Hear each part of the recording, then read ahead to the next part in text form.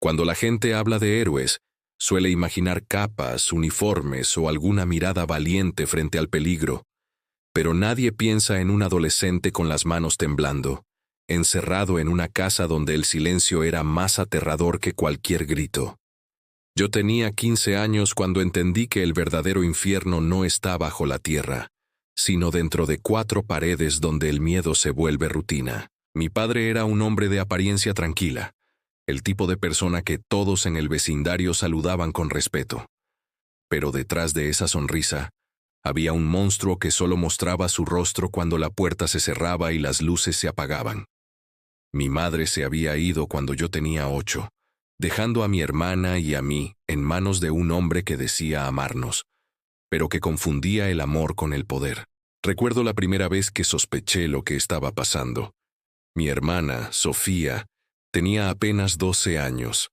Una noche la escuché llorar desde su habitación, con un llanto contenido, como si tuviera miedo de que alguien la escuchara. Fui hasta la puerta, pero ella me pidió que no entrara. Esa frase, "Por favor, no entres", se quedó grabada en mi mente. A partir de ese momento, empecé a notar las señales, su mirada perdida, sus manos siempre tensas, los silencios cada vez más largos en la mesa. Mi padre fingía normalidad, preguntando sobre la escuela o el clima, mientras su voz me helaba la sangre. Algo dentro de mí gritaba que debía hacer algo, pero también sabía que un movimiento equivocado podría destruirnos a ambos. Con el tiempo, el horror se volvió parte de la rutina. Cada vez que él bebía, la atmósfera cambiaba. El aire se volvía pesado, y Sofía desaparecía por horas.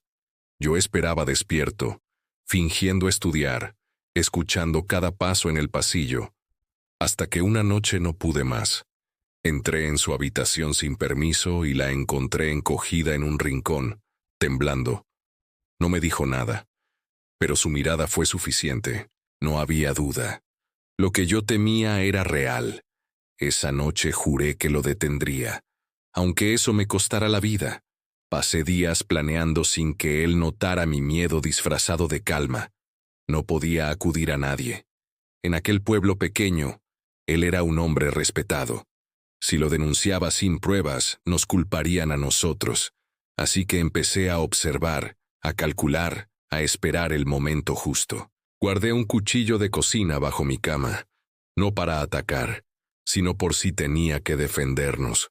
Mi corazón latía con fuerza cada vez que lo escuchaba acercarse al cuarto de Sofía. Me sentía impotente, atrapado en un cuerpo joven frente a un enemigo que parecía invencible. Pero la rabia crecía con cada lágrima que veía en los ojos de mi hermana. Esa rabia se convirtió en el único fuego que mantenía viva mi cordura.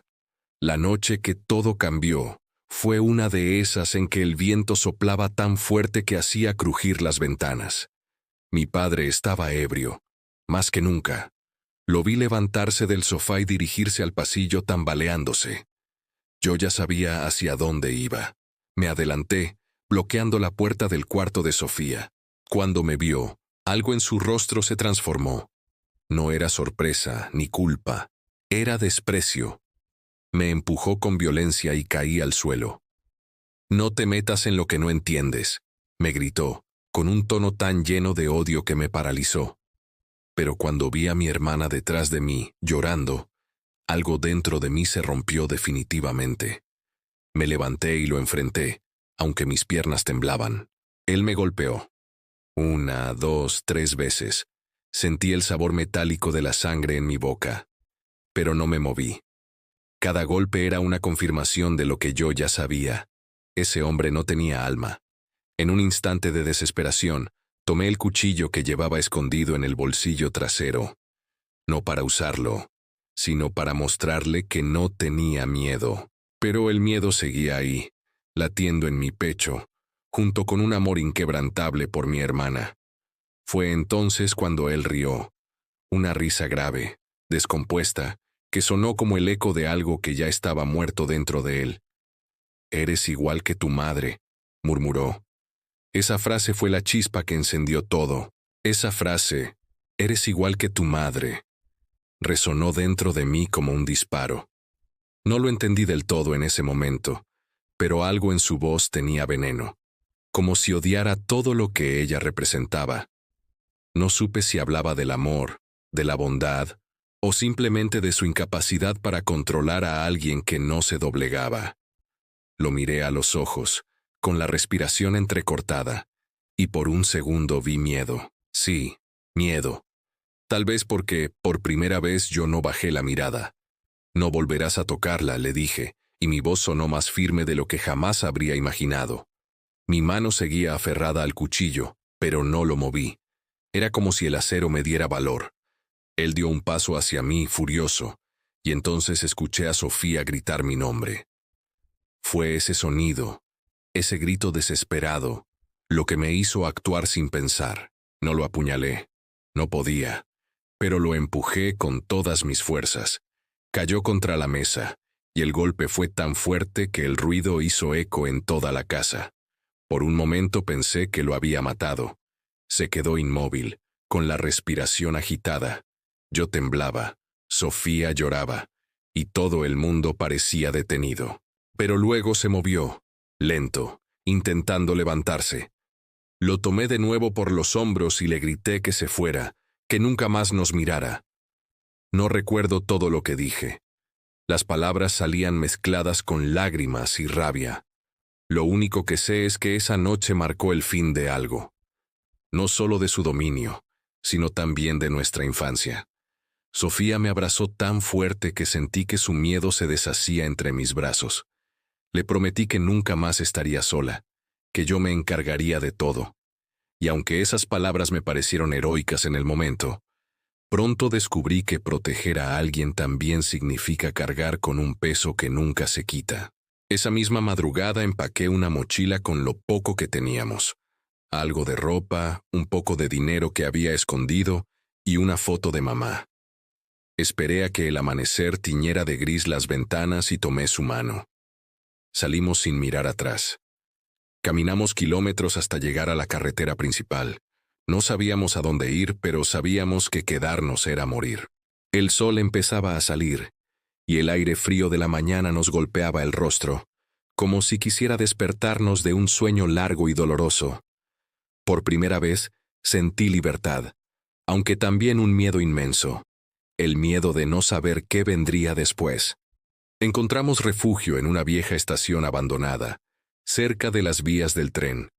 Allí pasamos la primera noche, abrazados, escuchando el sonido distante del metal y el viento. Sofía dormía, pero yo no podía cerrar los ojos. Cada sombra me parecía una amenaza. Pensaba en lo que habíamos hecho, en lo que vendría si él nos encontraba. Pero entre todos esos pensamientos, una certeza me mantenía firme. Había hecho lo correcto. Nadie merece vivir con miedo, y nadie debería temerle a quien debería cuidarlo. Aquella noche, bajo ese techo roto, entendí que ser valiente no es no tener miedo. Es actuar a pesar de él. A la mañana siguiente, un hombre mayor que trabajaba en el ferrocarril nos encontró. Se llamaba Mateo. No preguntó demasiado, solo nos miró con compasión. Nos dio pan, agua y una manta. Cuando le conté que habíamos huido de casa, bajó la mirada. Dijo que conocía a hombres como mi padre, y que la justicia a veces se tarda, pero llega. No sé si lo decía por consolarme o porque realmente lo creía. Nos dejó quedarnos unos días en un vagón vacío, mientras él intentaba ayudarnos a contactar con alguien en la ciudad. Sofía empezó a sonreír de nuevo, aunque tímidamente. Yo, en cambio, no podía hacerlo. Sentía que cada vez que cerraba los ojos, la sombra de mi padre aún me seguía. Y así, entre el sonido del tren y el viento del amanecer, comenzó nuestra nueva vida. No era una vida fácil ni bonita, pero era nuestra, libre del horror. Y aunque yo todavía era solo un chico, ya no me sentía uno. Me había convertido en el guardián de algo mucho más grande que mi propio destino, la inocencia que él quiso destruir. Pasaron los días, y Mateo cumplió su palabra. Nos llevó a una ciudad pequeña, donde conocía a una mujer llamada Clara, que trabajaba en un centro de acogida para menores. Ella nos recibió sin preguntas, con una mirada que mezclaba ternura y tristeza. Nos ofreció un techo, comida caliente y, por primera vez en mucho tiempo, un lugar donde dormir sin miedo. Sofía volvió a reír de verdad, pero para mí, la calma era una máscara difícil de sostener. Aunque ya no veía a mi padre, lo sentía. Su sombra estaba en cada rincón de mi mente, en cada ruido inesperado, en cada hombre que alzaba la voz. Vivir sin miedo lleva tiempo, y yo apenas estaba aprendiendo a respirar de nuevo. Clara era paciente. Me dijo que había visto muchos casos como el nuestro, que el dolor no desaparece, solo cambia de forma. A veces se vuelve silencio, otras veces rabia. Y tenía razón. Había noches en las que quería gritar, romperlo todo, y otras en las que simplemente me quedaba mirando a mi hermana dormir, sintiendo que eso bastaba para seguir. Pero la culpa también era una sombra constante. Me preguntaba si había hecho lo correcto, si tal vez debía haber hecho más, si tal vez debía haberlo detenido para siempre. Pensar así me asustaba, pero era imposible evitarlo. Porque cuando te quitan la infancia, el alma se llena de preguntas sin respuestas. Un día, mientras ayudaba a Mateo en la estación, vi a un hombre bajarse de un tren. Su forma de caminar, su postura. Por un instante juré que era mi padre. Sentí el corazón golpearme el pecho con tanta fuerza que casi me derrumba. Me escondí detrás de unos sacos y esperé, conteniendo la respiración. No era él. Pero esa sensación me acompañó todo el día. Entendí que, aunque había escapado físicamente, aún estaba prisionero por dentro. Era como si su voz siguiera viva dentro de mí, repitiendo que nunca lograría ser libre. Esa fue la noche en que decidí que no dejaría que su sombra definiera mi historia. Empecé a escribir. No sabía por qué, ni para quién. Tomé un cuaderno viejo del refugio y empecé a poner en palabras todo lo que habíamos vivido. Al principio era solo un intento de liberar el peso que me oprimía el pecho.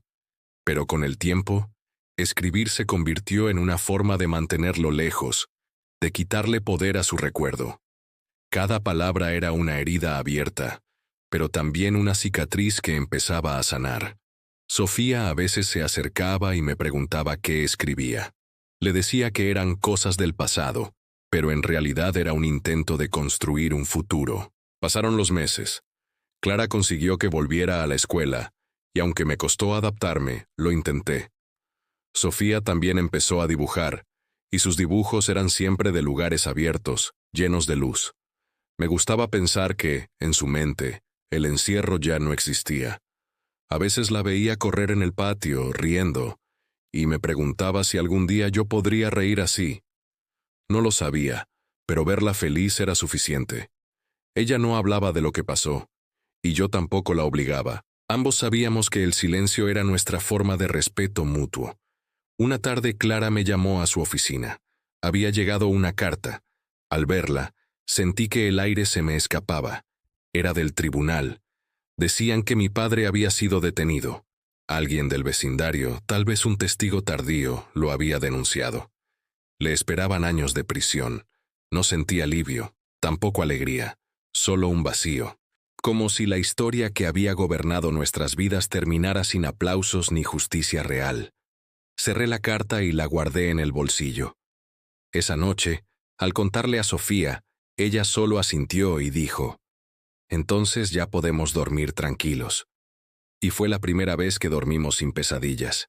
Pero el alma no se cura solo con la distancia. Lo supe con el tiempo, porque cada vez que alguien me preguntaba por mi familia, sentía que una parte de mí seguía atrapada en esa casa. Y sin embargo, había algo distinto ahora. Ya no me avergonzaba de haber tenido miedo. Lo entendí así. El miedo no fue mi debilidad. Fue lo que me mantuvo vivo hasta encontrar el valor de enfrentar el horror. El tiempo siguió avanzando, y con él, una calma extraña se instaló en nuestras vidas. Ya no teníamos que mirar por encima del hombro. Ya no esperábamos que una puerta se abriera con furia en mitad de la noche. Sin embargo, Dentro de mí había algo que no lograba apagar. Era como una voz susurrante, una mezcla de culpa y responsabilidad que me acompañaba incluso en los días más tranquilos. Mientras Sofía se adaptaba y recuperaba lentamente su infancia, yo me sentía envejecido, como si cada año de miedo me hubiera robado una década de vida. A veces, mientras la observaba jugar en el jardín del refugio, me preguntaba si realmente la había salvado o si simplemente la había arrastrado a una nueva forma de dolor, más silenciosa, más profunda. Mateo solía visitarnos los fines de semana. Decía que yo tenía los ojos de alguien que había visto demasiado. Me enseñó a trabajar con las manos, a reparar cosas como una forma de terapia. Cuando arreglas algo roto, aunque sea una simple herramienta, recuerdas que no todo lo roto está perdido, decía. Y yo lo escuchaba, aunque en el fondo sabía que algunas cosas sí se rompen para siempre. Pero su presencia me ayudaba a mantenerme de pie. Era el primer adulto en mucho tiempo que no me inspiraba miedo. Un día, me dijo algo que nunca olvidé. Tu valor no está en lo que hiciste esa noche. Está en lo que sigues haciendo cada día para no convertirte en lo mismo que enfrentaste. Esa frase me golpeó más fuerte que cualquier recuerdo, porque en mis noches más oscuras yo había sentido rabia, deseos de venganza, incluso fantasías en las que él sufría lo mismo que nos hizo sufrir. Pero cada vez que esos pensamientos aparecían, miraba a Sofía y recordaba que no podía dejar que el odio me moldeara. Ella necesitaba un hermano, no otro monstruo. Así que cada día, aunque doliera, elegía ser diferente. Elegía no repetir el ciclo. Elegía ser su refugio. Clara empezó a notar mi silencio. Me animó a asistir a sesiones con un psicólogo del centro. Al principio me negué. No quería hablar. Sentía que poner en palabras lo que habíamos vivido era como volver a abrir una herida. Pero poco a poco, entendí que el silencio también puede ser una cárcel. Y cuando finalmente hablé, no lo hice con lágrimas ni gritos, sino con calma. Le conté al terapeuta que no soñaba con el pasado, pero que lo sentía en cada gesto, en cada sombra. Que había noches en las que aún despertaba con el corazón acelerado, temiendo un golpe que ya no existía. Él me dijo que eso era normal, que el cuerpo tarda más en olvidar que la mente. Una tarde, Sofía se me acercó con un dibujo en la mano. Era un retrato. Yo, de pie frente a una puerta cerrada, con una luz detrás. Le pregunté qué significaba. «Es el día en que me salvaste», respondió. No supe qué decir. No me sentía un héroe, pero en sus ojos vi algo que me desarmó. Gratitud. No por haberla sacado de esa casa, sino por haberme quedado. Por no haber huido sin ella. Ese dibujo lo guardé dentro de mi cuaderno, entre las páginas donde había escrito nuestras memorias. Era un recordatorio de que, incluso en medio del horror, el amor sigue siendo un refugio. Con el tiempo, el refugio se convirtió en hogar. Clara nos ayudó a conseguir becas, y Sofía empezó a estudiar arte. Yo trabajaba con Mateo en la estación, reparando vagones, sintiendo que cada golpe de martillo era una forma de exorcizar el pasado. Y aunque todavía había noches en las que me invadía la oscuridad, ya no me asustaba. Aprendí que el miedo no desaparece, solo cambia de forma. Lo importante es no dejar que te gobierne. Pero justo cuando pensé que el pasado estaba finalmente enterrado, una carta llegó a mi nombre. Venía de la prisión provincial. Era de él, mi padre. No la abrí de inmediato. La tuve entre las manos durante días, sintiendo su peso, como si ese sobre fuera un pedazo de todo lo que había intentado olvidar. Finalmente, una noche, la abrí. Abrí la carta con manos temblorosas. El sobre estaba amarillento, y la letra, aunque reconocible, parecía hecha por un extraño. La primera línea decía: «Si estás leyendo esto, significa que no tengo mucho tiempo». Sentí un nudo en la garganta. No sabía si era miedo, rabia o simple confusión. Continué leyendo. Él decía que en la cárcel había tenido tiempo para pensar, que había visto cosas que le hicieron entender el daño que había causado. Afirmaba que el alcohol lo había consumido, que su vida fue una cadena de errores que empezó mucho antes de nacer yo, que había sido un hijo maltratado, un hombre roto, y que sin justificar lo que hizo, quería que supiéramos que lo lamentaba.